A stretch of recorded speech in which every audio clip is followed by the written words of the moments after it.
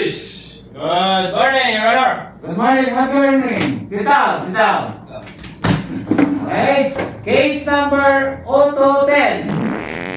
Nakasong ko ay kinakasuhan ng dalawang ito, si Mark at saka si Revens. Sa kasong jaywalking. Ikaw, Mark, umamin ka ba sa kasong ito?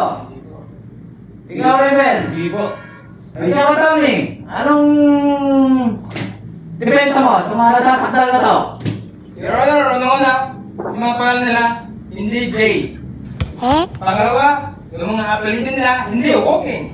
Pangatlo, sila ay tumatakbo, hindi sila naglalakad. No. Kaya paano maging jaywalking yung kaso nila?